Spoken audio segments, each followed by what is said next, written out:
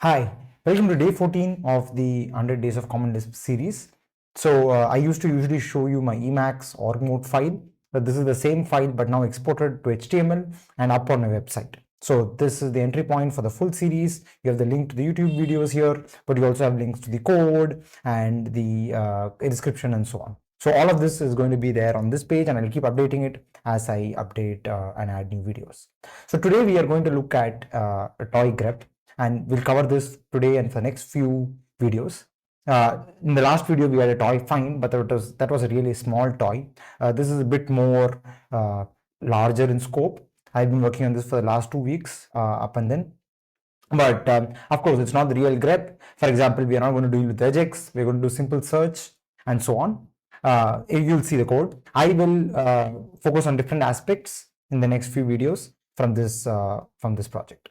So to get the code, because the code is a full repo, I also have the repo on my website here. So this will give you commit-wise history. So this is the full list of commits that I have in this project, starting from the most basic, which we'll cover today, and adding more features. If you want to just browse the files and commits, you can do it from here directly on my website. Or if you want to actually download the repo as a Git repo locally, you can use the instructions here. So there is a Git repo bundled and provided as an individual repo.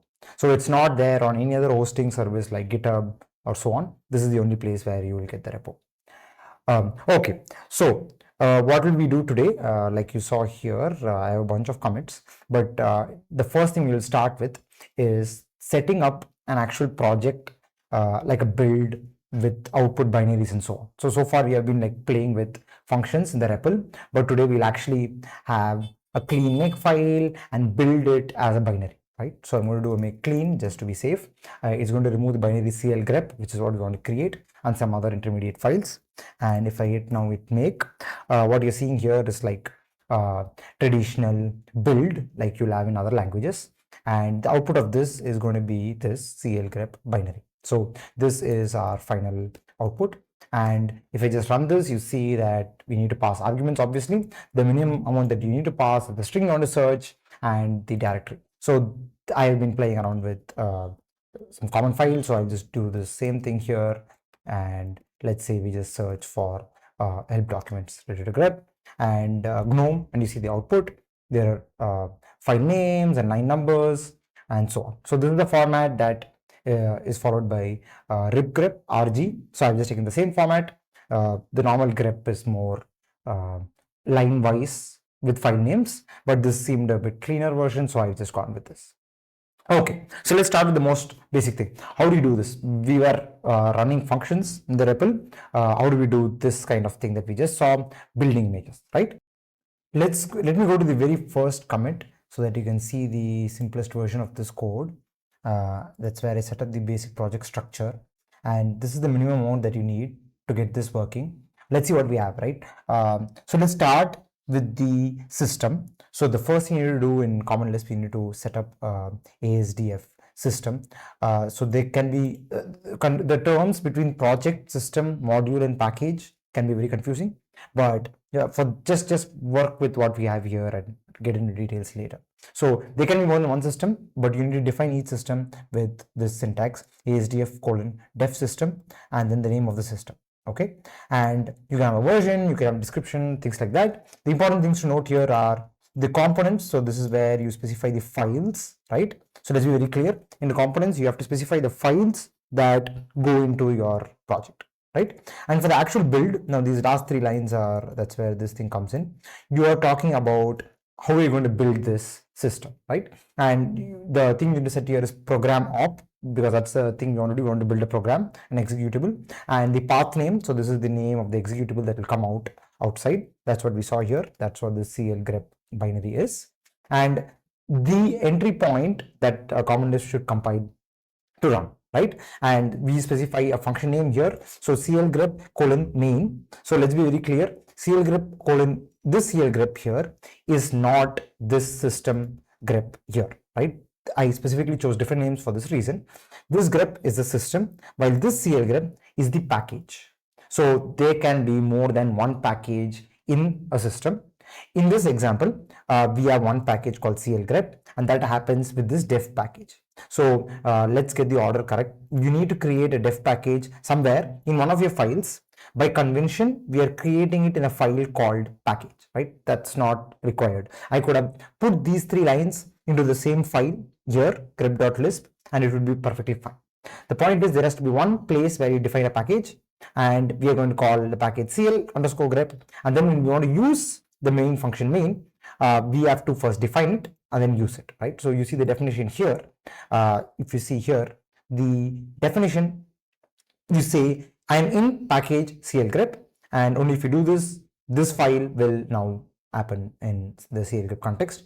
And I think there's a typo here, maybe there should be a colon, and then you use the function here.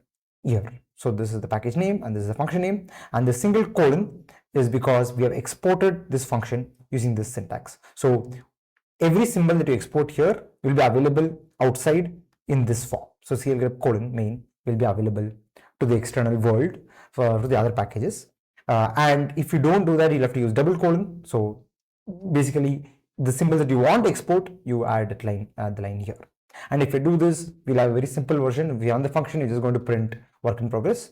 But that's not enough, right? So we have defined a package, we have defined the code of a package, we have defined the system, and now how to actually build it. And that requires these 4 magic lines. So we are saying sbcl, we run the command and we load first this file, this asd file, this is by convention, and then we evaluate ql quick load grep.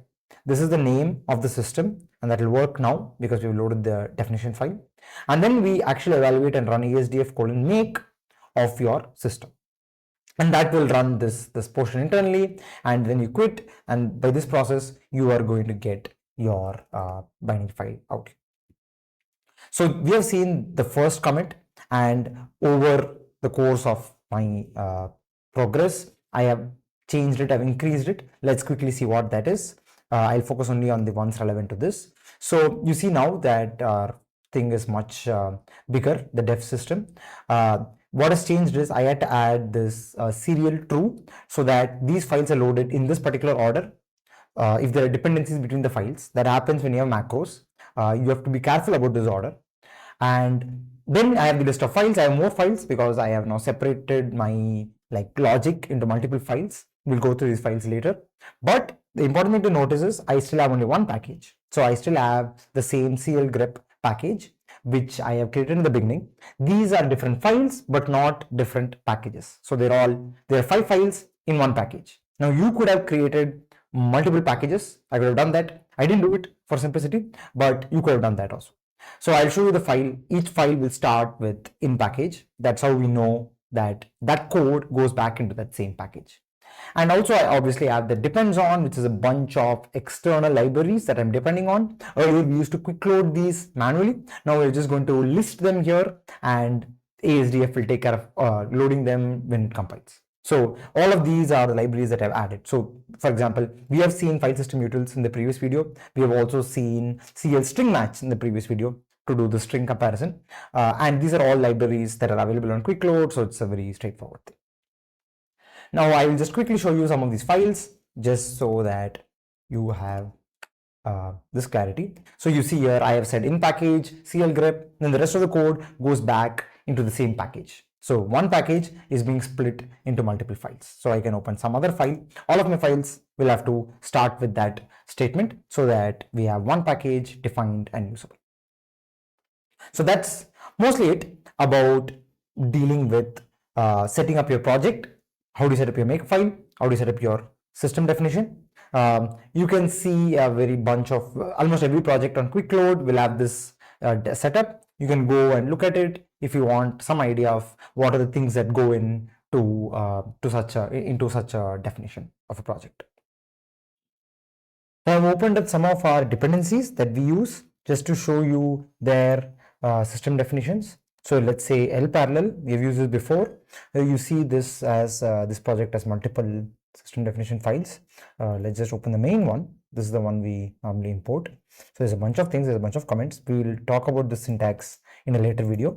Let's not worry about that. We have this def system. This is the core thing, right? So you set up a version, description, long description, and so on. And this is the core thing that you saw that I also add. So they depend on these two libraries, and we'll use body or threads ourselves, and we have the same serial true, and then we have the components where we have the different files. So we didn't see module. I didn't use module because I have a single directory hierarchy.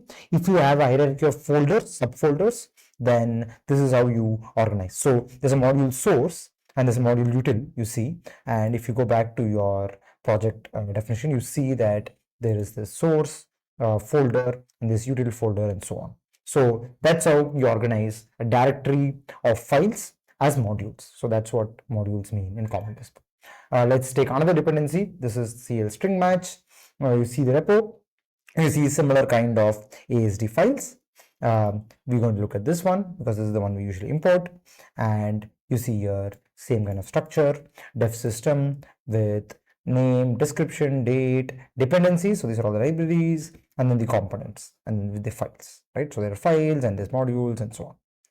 And let's then also look at some of Shinmera's work. So this is a prolific Common Lisp contributor, a lot of interesting repos.